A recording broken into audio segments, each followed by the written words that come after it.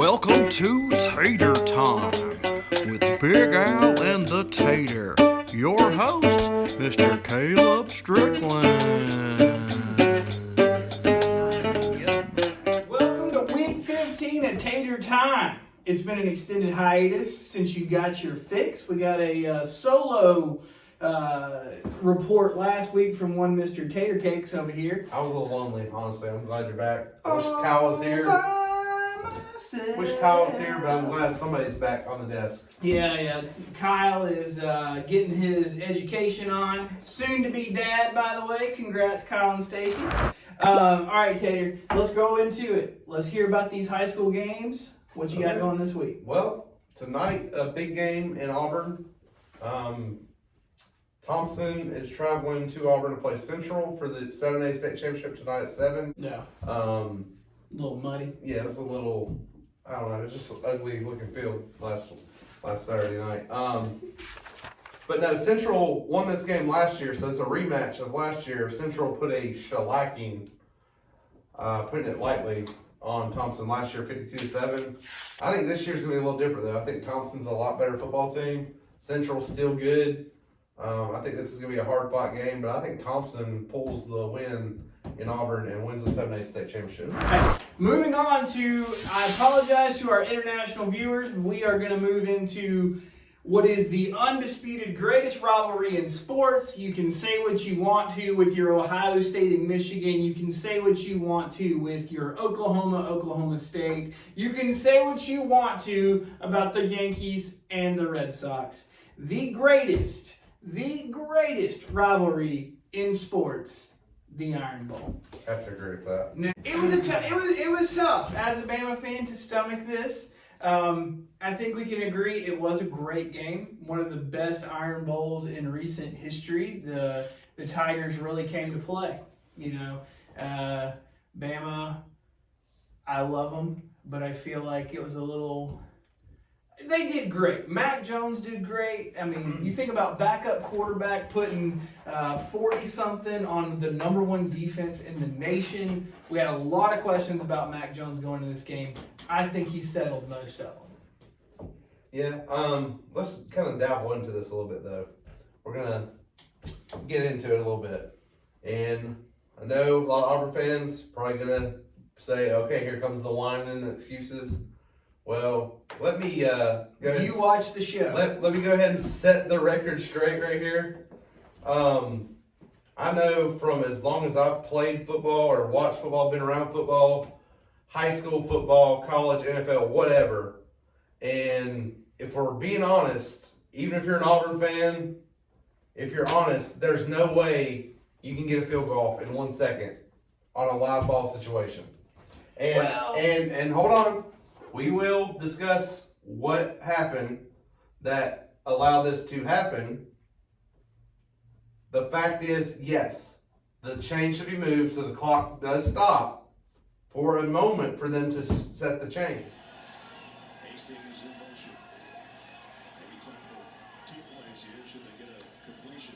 Third time, we're going to have to hurry to get the Whitlow. Whitlow blockers in front. Leading some traffic.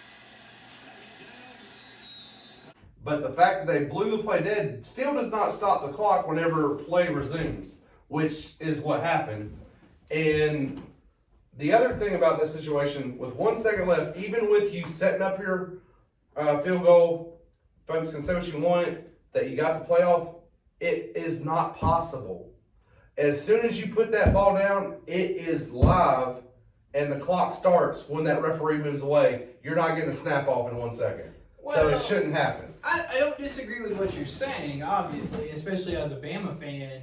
I totally want to say that as well. But the way that transition happened, I agree with what the refs did, even though I disagree with the call. Yeah, well, that's what I'm trying to get at, and I want to be clear here. I don't want y'all to misunderstand what I'm saying.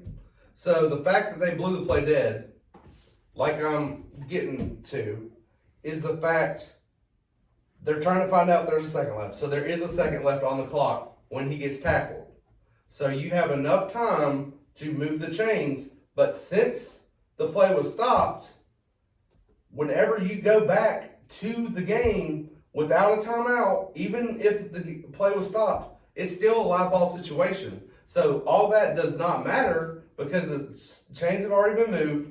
Everybody's lined up, which would have never happened had they not blown it dead. So that's where we're getting at. And like they said, that's more of a reffing error. Yeah. And honestly, if we'd been on the other side of the ball, we would have said the same thing the Auburn fans are saying. That's the right call. It's the right call. I honestly don't agree. I don't care who's on the other side of the ball. If it's a live ball situation, you're not getting a field goal off in a second. That's all I'm saying. I don't disagree with that. What I'm saying is the way it transpired, I don't know that the refs should have. The way it transpired, I don't know if the refs should have made that call. I just don't. I mean, I like I said, I want Alabama to win. It's really solid. But moving on from that, and again, folks are gonna be like, oh, you need to calm down, quit criticizing coaching. Yeah, calm down. I'm criticizing the coach. Okay. Well, I'm criticizing a play call in this game that was huge. Okay. First and goal from the 2-yard line. You throw the ball to a running back that's not ready for a ball to be thrown to him, hits him in the back, and it goes for a pick six. To me, I get the call, and I understand you can throw it away.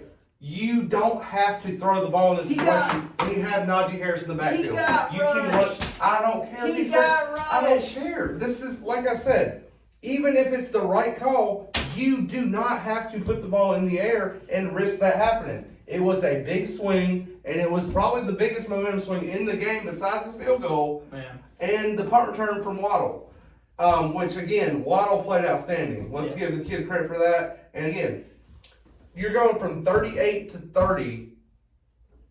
Instead, with the pick six going the other way, it's 37-31, you're down.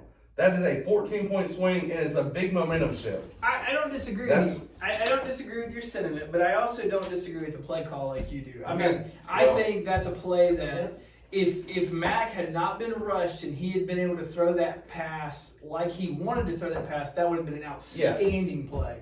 Because if he throws the ball just a little bit further ahead, nobody can catch that ball. Yeah, but again, you don't have to put yourself in the situation, and we already saw that Najee can run from 6 yards out early in the game. I mean, really. Okay, so last but not least, I will say Auburn looked really good in this game. I think offensively they looked really good, and as good as their defense is. Let's keep it real too. If we're gonna be honest, Auburn, your amazing defense gave up 500 plus yards, and there's no tape on it. There's no tape on it. But it wasn't very impressive. And look, Waddle shredded y'all's defense. And it wasn't just Waddle. Ruggs, Judy got thrown one time. Ruggs and Waddle destroyed them. Najee. Najee was looking good. Defense. But Auburn looked really good, man. I'm a homer and I love Bama. Blah blah blah. But Auburn's offense looked good. Their defense did not look the number. And like I said, just so you know, I am very impressed with the hits. When he runs over McKinney, that's a man move right there. Yeah. Big play. Oh, yeah. He ran over McKinney like it was nothing.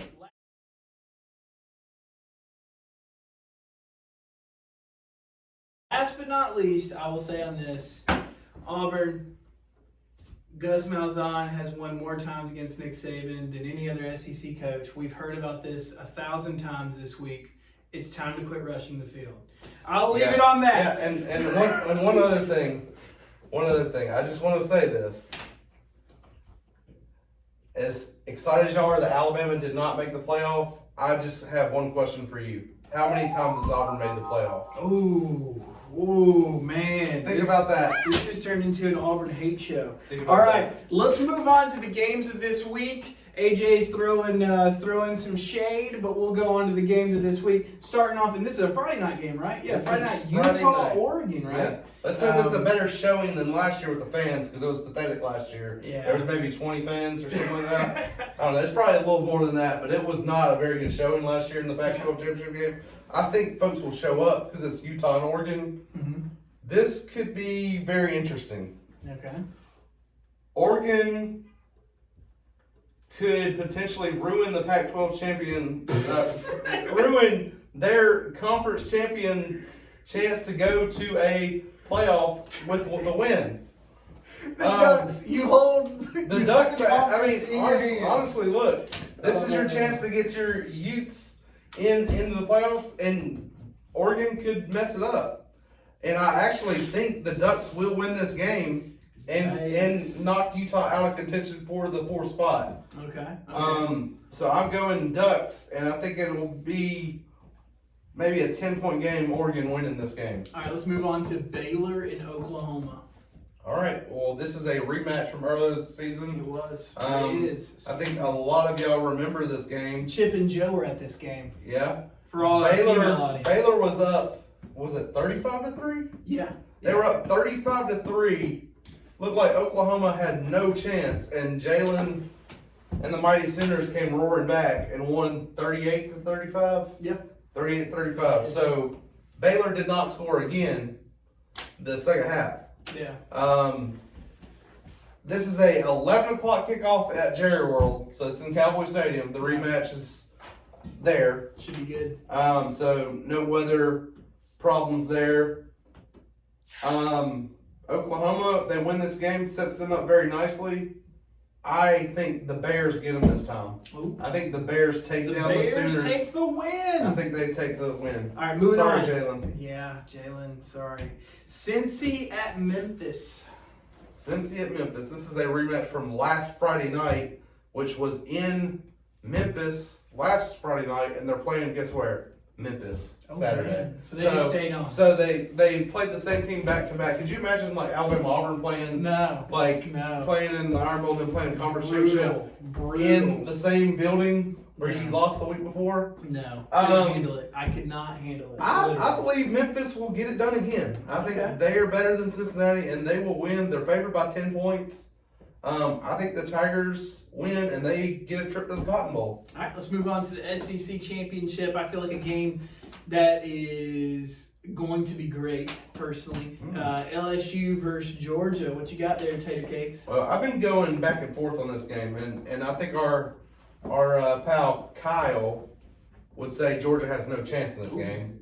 I think he's definitely thinking LSU's going to put it on pretty big. And you know, I've been thinking all week, and you know, Georgia is going to be hearing how they have no chance in this game. I think this is going to be motivation for the Dogs. And look, I'm going to say this: they haven't impressed me all year.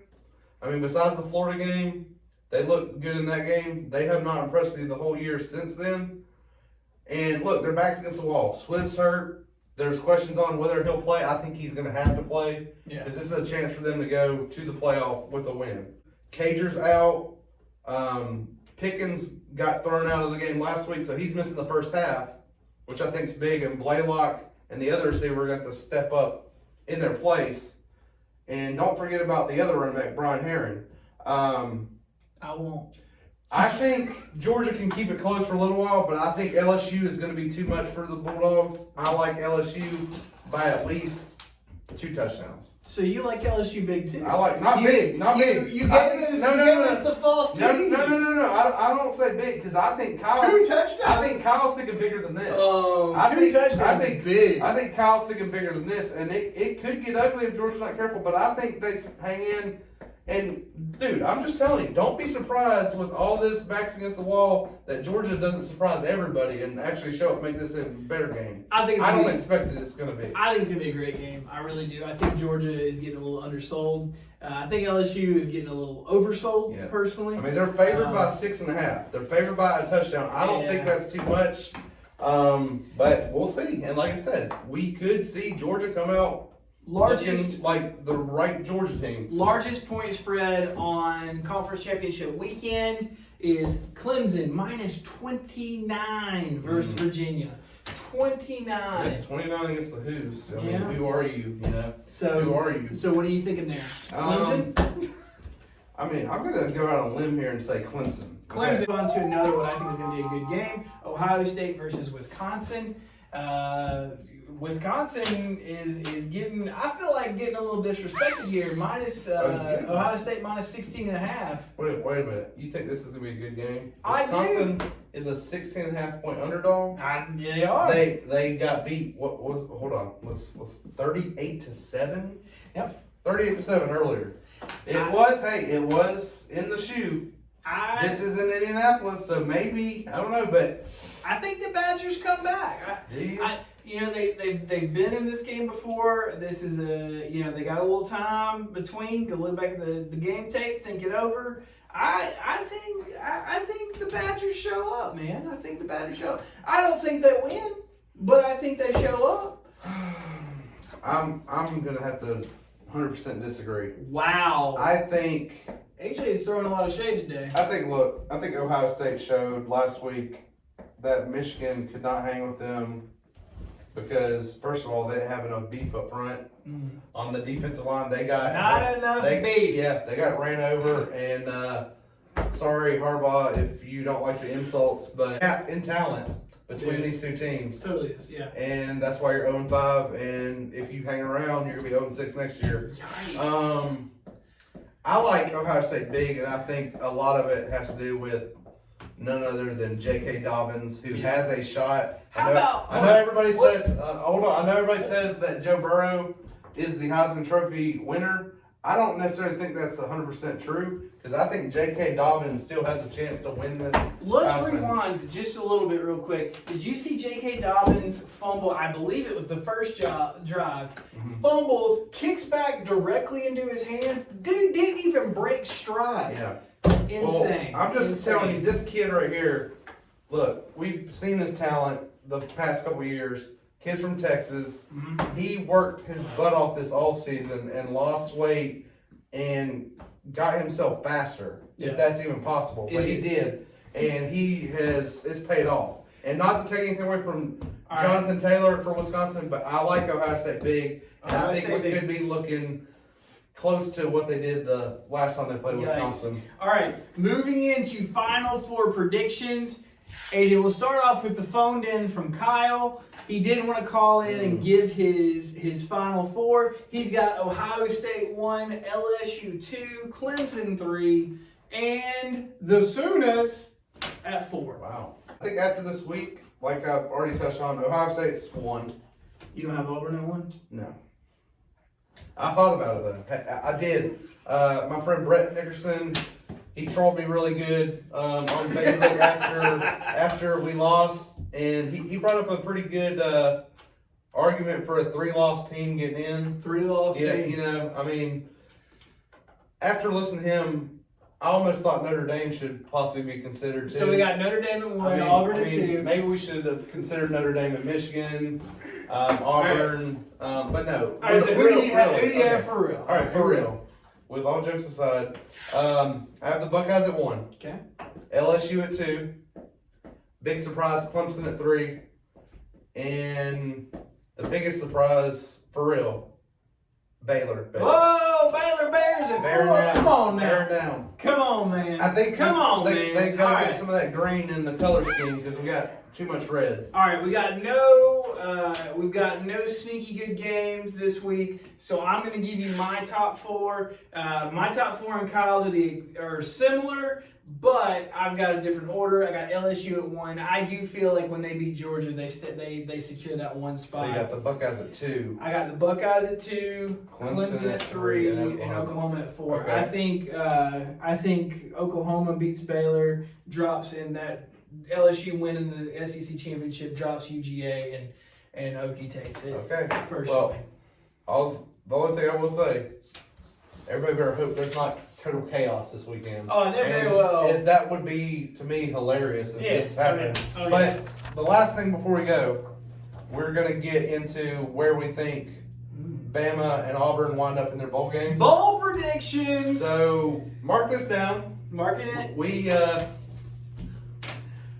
We don't know this 100%, but I'm gonna go. I got Bama in the Bahamas Bowl. Really? Yeah, I'm calling Bahamas Bowl. You're pulling a what's his name, Larry Culpepper over here, with your almost like your top four that's impossible. The Nebraska pick before.